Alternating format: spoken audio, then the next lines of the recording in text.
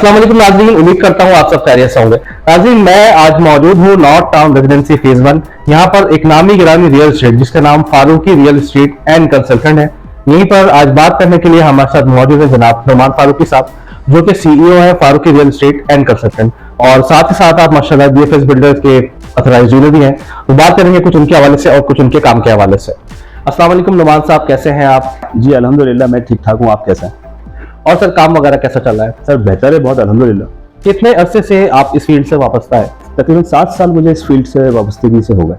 अच्छा, यहाँ की मार्केट की मैं अगर बात करूँ तो दीगर इलाकों की निस्बत कैसी है? यहाँ की मार्केट दीगर इलाकों की निस्बत बहुत ज़्यादा बेहतर है, और क्योंकि ये बाउंड्री वाल सोसाइटीज़ हैं और हमारा ऑफिस जो है बाउंड्री वाल सोसाइटीज़ के बिल्कुल बीचों बीच है, और यहाँ पर काम की सूरत हाल जो है बनिस्बत और जगहों के बहुत ज़्यादा बेहतर है। यहाँ पर एक नॉर्मल मकान, फ्लैट और प्लॉट्स की कीमतें क्या चल रही हैं? यहाँ पे मकान की कीमत जो है 80 गज की ग्राउंड प्लस 1 की 1 करोड़ से स्टार्ट है और 125 लाख तक जा रही है। और यही अगर 120 गज की बात की जाए, मकान जो है बने बनाए ग्राउंड प्लस 1 और 1.5 करोड़ से लेके 1 करोड़ 80 लाख तक की उसकी वैल्यू जा रही है। अगर यही आप नॉर्मल सिर्फ प्लॉट लेते हैं तो प्लॉट यहाँ पर 80 गज का प्लॉट जो है 35 लाख से लेके 55 लाख तक की उसकी वैल्यू है एज पर मार्केट। और इसके अलावा यहाँ पर 120 गज की बात की जाए तो 45 लाख से लेके 85 लाख तक के 120 गज के प्लॉट्स हैं। आप यहाँ के अलावा और किन किन इलाकों में डील करते हैं? North town residency, Saima builders, Kings builders, और इसके अलावा वापडा। फर्स्ट प्रायोरिटी पे अभी हम जीएफएस बिल्डर को डील कर रहे हैं, और इससे पहले जो है हमारा एक ऑफिस जो है साइमा अरेबियन विलास में भी एक हमारा ऑफिस है, हम वहाँ पर भी जो है वो डील कर रहे हैं लोगों को। ऑनलाइन प्रॉपर्टी पोर्टल्स के आने से आपके काम में कितनी तेजी आई?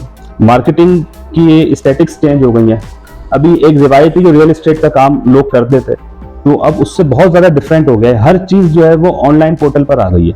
अच्छा, आपके ख्याल से क्या मटेरियल की कॉस्ट बढ़ने से पुराने घरों की कीमतें बढ़नी चाहिए या फिर वही रहनी चाहिए?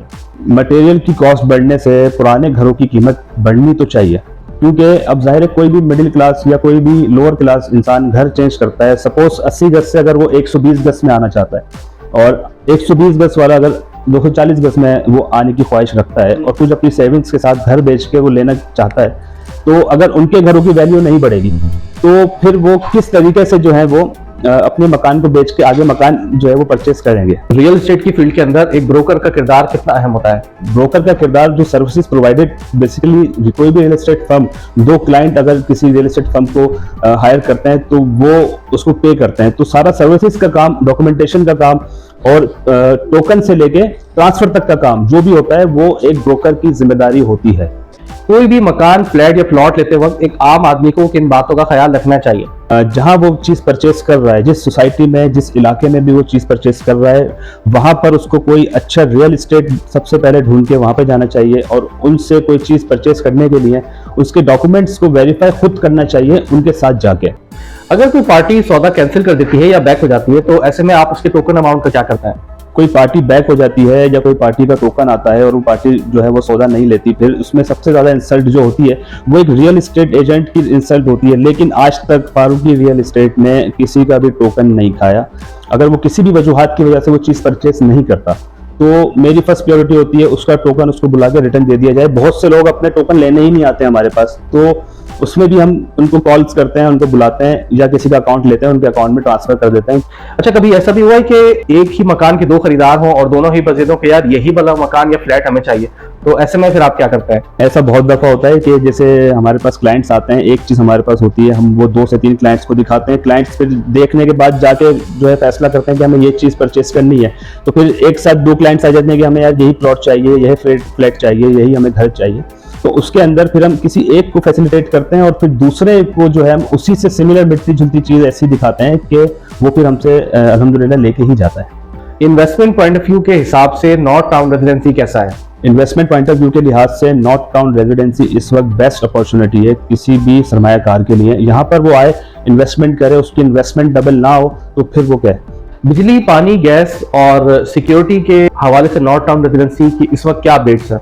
यहाँ पर नॉर्थ टाउन में पूरी सोसाइटी बाउंड्री वॉल है, जितनी भी चेक पोस्ट बनी हुई है वहाँ पर तमाम गार्ड्स मौजूद हैं। यहाँ पे कोई इन आउट भी करता है तो बगैर गेट पास के, बगैर पर्ची के आप यहाँ पे इन आउट भी नहीं कर सकते। अपना सामान भी A1 के बाहर नहीं ले जा सकते और बाहर से ला नहीं सकते। तो सिक्योरिटी तो होगी यहाँ की A1।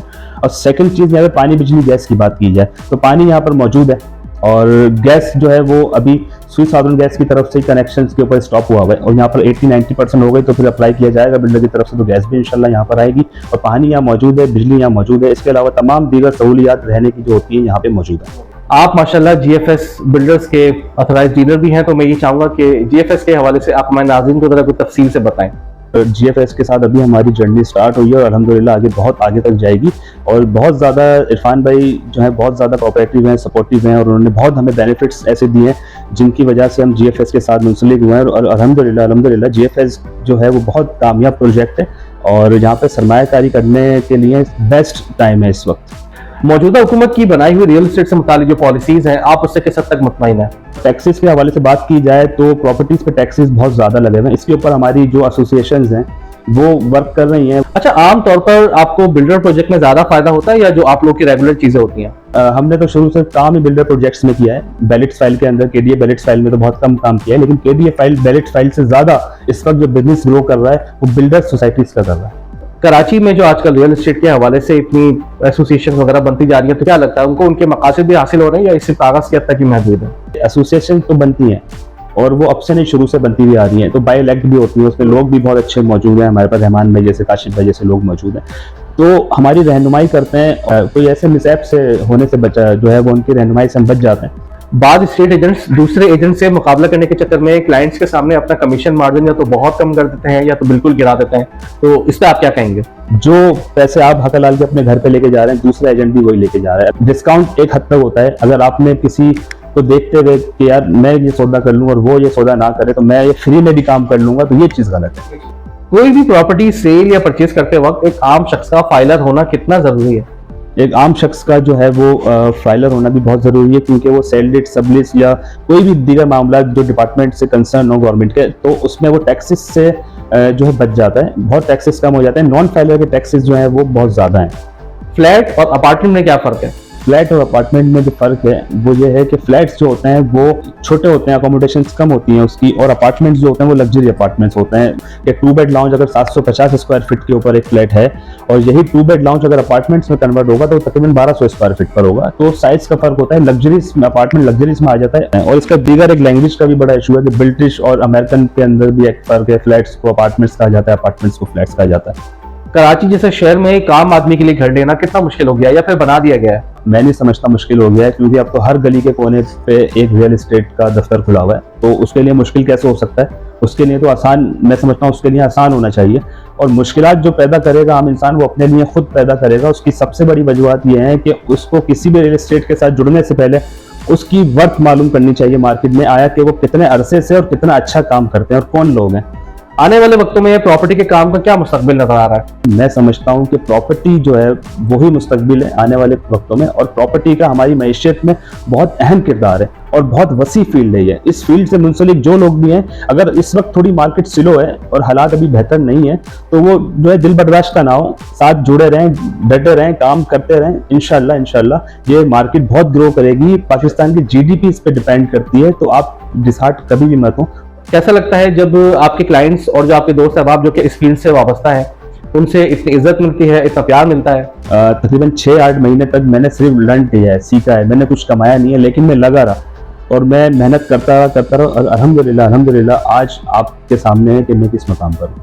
इतनी मसरूफियात के बावजूद फैमिली के लिए वक्त निकालना कितना मुश्किल हो जाता है?